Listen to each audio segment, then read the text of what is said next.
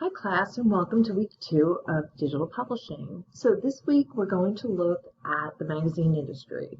So while the book and magazine industries have always been kind of connected because they're really just major media, kind of really, um, the major print media, we would talk, book, magazine, and news. But for this unit, we're really going to talk mostly about magazine, although when we look at major news publishers like the New York Times and Washington Post, and even like the Wall Street Journal, they have kind of a different place than just regular newspapers like the Kansas City Tribune or the Philadelphia Inquirer or the Hartford Courant. The New York Times and the Washington Post have much more of a national presence, so that gives them a lot of cachet, and they're still pretty robustly in print. However, I do think there will be a time when we will see probably a lot of the print, the local, even though they're big, like the Philadelphia Inquirer is a pretty big news organization, we will probably see the end of print for them, but not so for the magazine industry. And I think that's one of the things that our students are really often surprised at how robust the magazine industry actually is. So here's the main page of Statista. I think that's how you say it. Anyway, I can't pull up the individual slides, but they're in your folder, and I'll pull up one or two. But if we look at this overall, and we see the number of magazines in the United States, and this is print magazines, and this is 7,218. So what does that really mean? And let's look by looking at this number historically. So these figures are the latest figures that we have available are from 2018. So here we have 7,218 print publications, but look at how steady these numbers have really been.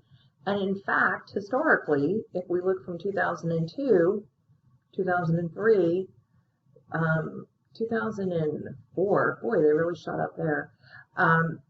It has really actually grown over the last 20 years. So it's kind of amazing. Now here we see a dip. This was 2000, here we see the dip from 2008 to 2009, and this was when the recession happened, and some specialty publications did go under, like especially for like travel. The travel industry obviously really took a big hit because in a recession people don't have as much money obviously to travel, so that was an issue. But the number of magazines in this country has remained amazingly stable. Okay. So let's go back. So when we look at the fastest growing magazine brand, we see that it's Motorcyclist. That does not really surprise me because unlike just sort of the newspaper industry, news, yes, there is feature news and that will vary, in different areas. But what magazines offer, it really is that niche, like super feature content. So Motorcyclist is catering obviously to a very specific niche audience, and it's growing. So you will see, like People magazine is kind of a general one, ESPN, sports, some of the other top titles, all recipes. You definitely have some food ones, so food and sports. It's so funny because a lot of students expect to see Time magazine like in the top, and that's going to be one of the last things you'll ever see in a top magazine, because Time is like a news, it's a news publication. Newsweek does not even have a print arm anymore. U.S. News and World Report, I don't even know if they're still publishing. So these news magazines really just lost their cachet, and we see more like definitely niche titles coming in, and that's where we look at the long tail. And read about that And what the long tail shows us is why niche, niche publications and the internet really intersected to really just open up digital publishing to all of this featured niche content. So it is, the print industry of the print magazine industry is still very robust. And the other issue too with print magazines is that their advertising really works in print. And let me show you a study about that. So here I am, I'm back on our Padlet.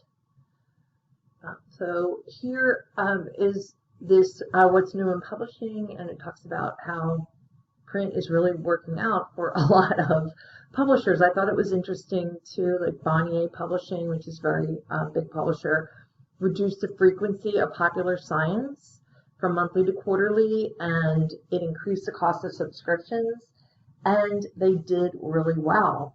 It almost is like they made it more valuable by making it less frequent. So I thought that's a really kind of interesting, move that they made. Bonnier has like Popular Science, Cycle World, Outdoor Life, Saveur, I don't think I said that very well, Cooking Magazine, and they've done really well with that. So one of the things about readers of magazine give the strongest ratings, especially to print. So if we look at, especially now in a time with like fake news, of course, whatever, I'm not going to get off on a tangent on that, but where you're seeing things on the internet, you don't know what to believe, people really trust magazines. And they, as this data shows us, they trust it even more than that it's trustworthy, even more than TV. So I think that is pretty amazing for news. I mean, just that magazines, in print, it's almost like, when it's online, and obviously anybody can put it up there, but if it's in print, we know it's gone through a process, it's been vetted, it's editorializing. I mean, it's a lot to go through, right, to publish something in print. The other issue with why the magazine industry is very healthy still, again, so there's not tremendous growth, but we're not seeing a tremendous decline either. And one of the reasons is because print advertising really works. And also, so print advertising, consumers find it not as intrusive. And again, because we're talking about niche publications, you can really tie advertising to, I get cooking magazines, and they'll have an ad for Nature's Promise cooking broth. But I'm interested in that because it's a cooking magazine. So I think that with the way that you can target ads in print and really tie them into the subject matter is really an advantage, and people just don't mind. They don't mind them, and in fact, they engage with them purposefully in a way that they don't do for online advertising, like banners and display. Like when I'm on a website, I'm trying to blind out the banner ad and the display ads, whereas in a print magazine, I'll actually look at them and maybe I'll clip a coupon. Probably won't use it, but at least I'll clip it. And so the other thing that has been very good for digital publishing for magazines is that the print has that rippling effect that if we trust it in print, oh, the online version must be good too, or the digital version must be good too. So publishers do benefit from that. Obviously, right now, subscriptions are king. Ad revenue will always be important to the print and digital publishing industry, but right now, subscriptions are really a priority. One of the other ways that magazines sometimes make money is through having conferences or special events, and that's really dried up in COVID. So there is a reading in your readings this week about sort of how that's increased pressure on subscriptions. But people are becoming more willing to subscribe. One of the things that we see in television streaming, television publishers, those digital publishers, the OTTs, and that is over the top, literally over the top of the cable box. That's what OTTs are. So it's Hulu, Netflix, Disney Plus, Amazon Prime. But now we're seeing we're seeing cable providers themselves jumping the shark and having, HBO Go and Showtime Go, and they're becoming more of the as you go subscription model.